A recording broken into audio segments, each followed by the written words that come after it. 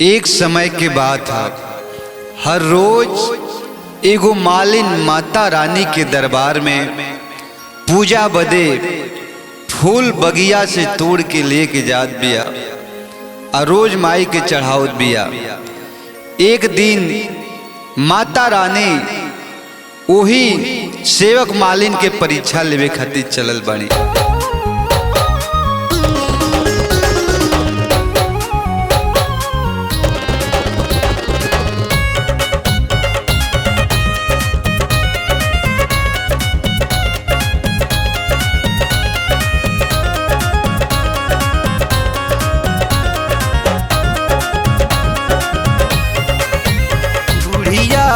के भेष धैले मालिन के दुआरिया पे आई हो गईली ना। बुढ़िया के भेष धैले मालिन के दुआरिया पे आई हो गईली ना। कि मैया मोरिया आई हो गईली ना। कि मैया अढ़बुलावे के फुलवा पेलू भाई हो गईली ना। कि मैया अढ़बुलावे के फुलवा पेलू भाई हो गईली ना। देखी माता रानी अड़हुल के फूल के बदले में मालिन के कुछ रुपया पैसा दे के ओकर मन के लुभावल चाहत बानी। देखी कैसे ढौलवा हमके दे मालिनिया, बदले में हमसे कुछ ले मालिनिया।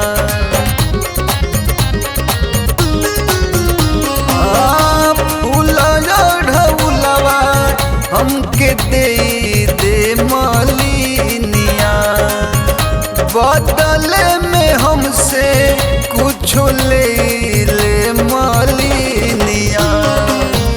मालिन के लोभ देई मानवा के माया में फसाई हो गईली ना। अरे हो फसाई हो गईली ना। कि मैया अढ़बुलावे के फुलवा पेलू भाई हो गईली ना। कि मैया अढ़बुलावे के फुलवा पेलू भाई हो गईली ना। देखी माता रानी कैसे अपना सेवक के लोभ दे के भरमावत बाड़ी। लेकिन मालिन भरमत नहीं खे और कहत बिया, नाना ये बूढ़ी माई होई नाही भूलो। तोहके न देहबू हम अढ़उल के फूल हो।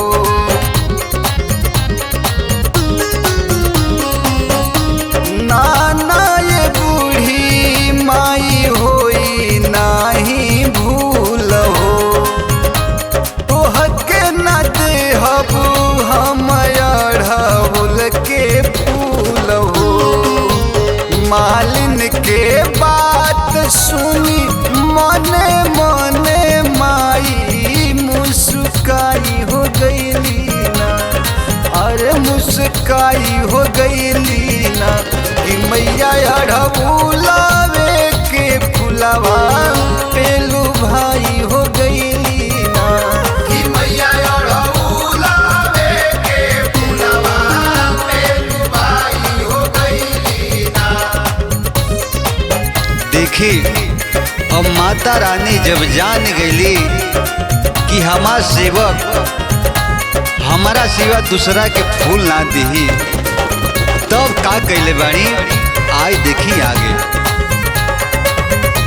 हाकी हार गईली माई मालिन के अजमाई।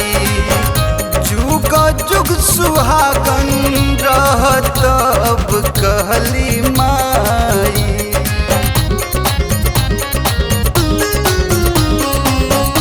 हाकी हार गईली माई मालिन के अजमाई।